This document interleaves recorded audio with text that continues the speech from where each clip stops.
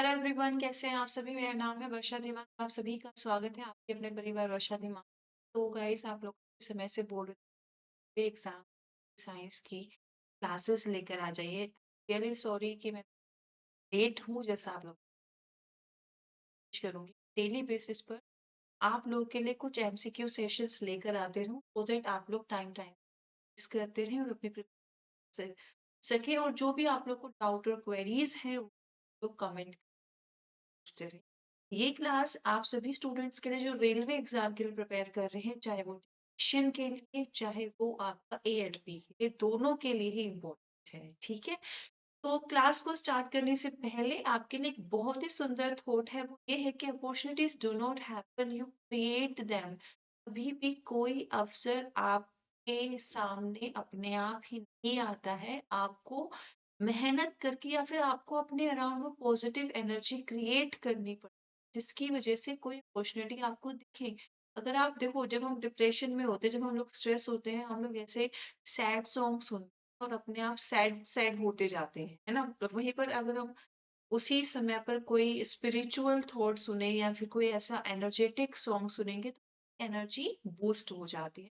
तो it all depends upon us कि हम क्या चाहते हैं, उसी के हिसाब से हम चीजें क्रिएट करते हैं। ठीक है, तो चलिए फिर इसे बहुत ही सुंदर थॉट के साथ आज के सेशन की शुरुआत करते हैं।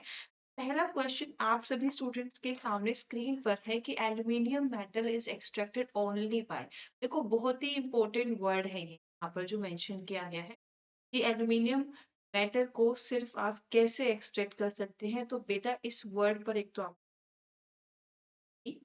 ठीक है, जितने भी आपके मेटल्स होते हैं ना, जितने भी हमारे धातु होते हैं, वो आपके नेचर में, अगर हम प्रकृति में और अर्थ क्रस्ट पर, पृथ्वी की स्थल पर, वो हमेशा अयस्क की अवस्था में पाए जाते हैं। अयस्क क्या होते हैं? देखो, मिनरल। सबसे पहले तो हम मिनरल्स की बात करते हैं, यानी कि खनिज अवस्था में पाए जाते हैं। जिन खनिज में कोई भी धातु अत्यधिक मात्रा में होती है, ताकि आप उसको प्राप्त कर सके, उसको हम ओर यानी कि अयस्क कहते हैं।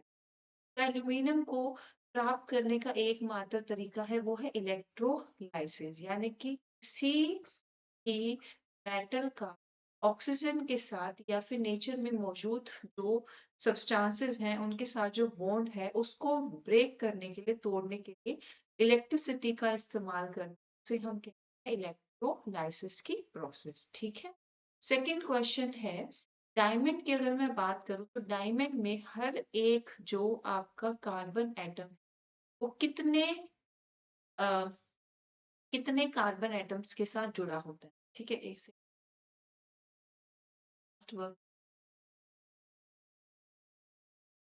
सेकेंड क्वेश्चन है आप सभी student के, कि जब हम डायमंड की बात करते हैं, हर एक जो carbon atom is bounded to, हर एक कार्बन एटम अपने साथ चार और कार्बन के साथ जुड़ा होता है। इस तरह से ये चार और थ्री डायमेंशनल टेट्राहेड्रल स्ट्रक्चर बना है। इस टेट्राहेड्रल बॉन्डिंग की वजह से डायमंड को हम हार्डेस्ट सब्सटेंस इन द से कुछ नहीं है। ठीक है, हीरा जो है वो सबसे ज्यादा हार्ड होता है, और वो इस कार्बन के बॉन्डिंग, इसके पीछे का रीजन है कि जो ये स्ट्रॉन्ग बॉन्ड, उसकी वजह से डायमंड का हार्ड स्ट्रक्चर फॉर्म। ठीक है, नेक्स्ट हम बात करते हैं which of the following is not a noble. आपको ऑप्शन दिए हुए हैं। सबसे पहले तो आपको ये पता होना चाहिए कि नोबल गैसेस किन्हें कहा जाता है। जब भी हम डिस्कस करेंगे, हम आधुनिक आवर्त सारणी की बात, पीरियोडिक टेबल की बात, सारणी, periodic, जितने भी हमारे तत्व हैं वो उनके गुणों के आधार अलग अलग समूह में बात करें तो टोटल समूह, जिनको हम डिवाइड 7 अवधि में। तो जो 18वां समूह है, 18th, उसके अंदर सभी नॉर्मल गैसेस आते हैं। क्रिप्टन एक नॉर्मल गैस है, आर्गन गैस है, जिनोन भी एक नॉर्मल गैस है, लेकिन क्लोरीन एक नॉर्मल नहीं है। क्लोरीन क्या है? क्लोरीन हैलोजन है। और हैलोजन कौन से समूह में है? सतर्क समूह। ठीक है, चलिए अगला क्वेश्चन। अगला क्वेश्चन है आपके सामने एक ऑब्जेक्ट है, आपके सामने एक ऑब्जेक्ट है विद यूनिट 4 किलोमीटर पर सेकेंड। ठीक है, एक ऑब्जेक्ट है और उसके चलने की गति 4 मीटर पर सेकेंड। उस ऑब्जेक्ट के पास अपनी एक काइनेटिक एनर्जी है जो कि 120 जूल। आपको बताना है कि उस ऑब्जेक्ट का मास यानी कि द्रव्य। काइनेटिक एनर्जी यानी कि गतिज ऊर्जा वो ऊर्जा होती है जो किसी भी वस्तु में उसकी गति की वजह से हो। तो गतिज ऊर्जा को निकालने का फॉर्मूला है वो, तो 1/m हमें 4 का स्क्वायर, काइनेटिक एनर्जी हमें है 100, जो कट रहा है काट दो, तो 120 यहाँ पे साइड जाएगा m की वैल्यू। देखो मैं सबसे सिंपलेस्ट फॉर्म में आपको कोई भी चीज करके दिखा रही हूँ, आप चाहो मैं चाहूँ तो इसको बिल्कुल एडवांस फॉर्म में आपको करके दिखा जल्दी से सकती हूँ। चाहती हूँ आपको सारे क्वेश्चन बहुत अच्छे तरीके से समझ आए। देखो वैसे इस क्वेश्चन को हम नहीं भी निकालते तब भी सारे ऑप्शन सेम थे, आप इस क्वेश्चन से मार्क कर सकते थे। ठीक है, लेकिन हमने कैलकुलेशन इसलिए की ताकि आपको काइनेटिक एनर्जी का ही पता हो जाए। ठीक है, तो यहाँ पर आप ऑप्शन देख पा रहे, मास पूछा है तो बेटा मास की यूनिट जो होती है किलोग्राम। इस क्वेश्चन से क्या सी होगा। अगला क्वेश्चन आप लोगों के सामने स्क्रीन पर है कि a car accelerates uniformly from 18 kilometre per hour to 72 kilometre second. आपको बताना है कि उस गाड़ी की एक्सेलरेशन क्या, एक्सेलरेशन यानी कि जो स्पीड बढ़ रही या उसका दर आपसे पूछे। एक्सेलरेशन को निकालने का चेंज इन स्पीड में, चेंज इन वेलोसिटी स्पीड में, उनमें समय। अब आप एक चीज यहाँ पे नोटिस करेंगे, देखो हमको टाइम दिया सेकेंड से, एक्सेलरेशन भी किसमें पूछा है? मीटर पर सेकेंड स्क्वायर ऐसा यूनिट। और हमको वेलोसिटी किस में दिया है? किलोमीटर पर आवर में दिया है। किलोमीटर पर आवर को किसमें मीटर पर सेकेंड कन्वर्ट, तब भी जाके अगर तभी हमारा फिर ठीक होगा सेकेंड ही बताना। पहले तो हम इस ऑप्शन को एलिमिनेट तो कर देते हैं, सेकेंड स्क्वायर हमारे नहीं दी।